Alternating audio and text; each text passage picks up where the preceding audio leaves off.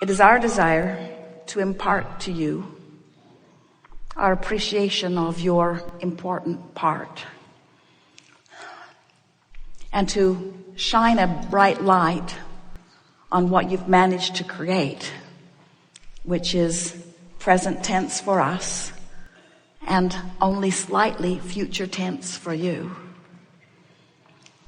It has been satisfying to feel you resonating with the vibrational concepts of the vortex.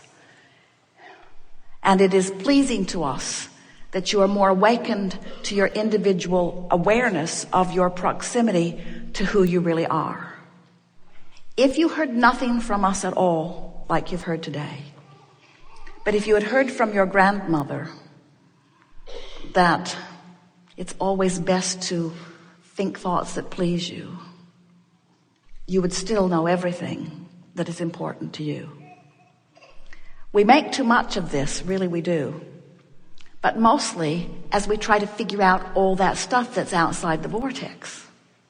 Because when you get into vibrational alignment with who you really are, then everything that you are begins to take on a new light. You begin to remember the bigness of who you are, and even more, the worthiness and the rightness of who you are. And along with that comes appreciation, not only for who you are, but for who others are. When you get the big picture of the value of all this contrast, then you can look at the differences that they are believing or the differences that they are living.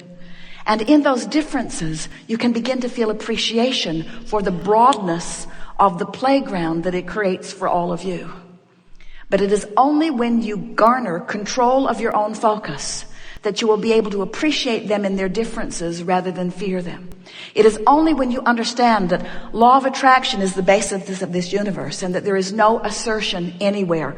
Nothing can assert itself into your experience. When you reach the place that you're understanding that in this attraction-based universe, that when you look at something and say yes to it, you include it in your vibration. But when you look at something and shout no to it, you include it in your vibration. But even more important, when you look at something and shout no at it, and it gives you that awful feeling that you call any number of negative emotions, that what it really means is you are taking a vibrational stance, a mental stance, a human physical stance that the source within you is not taking. And in doing so, you have created a departure, a temporary vibrational departure from the whole of that which is you, and therein lies your struggle, and therein lies 100% of your struggle. The only struggle that exists in the human experience, or any other, but it's mostly struggle in the human experience, exists because your life has caused you to expand, and for some screwy reason, you're not taking the expansion. Not yet, at least.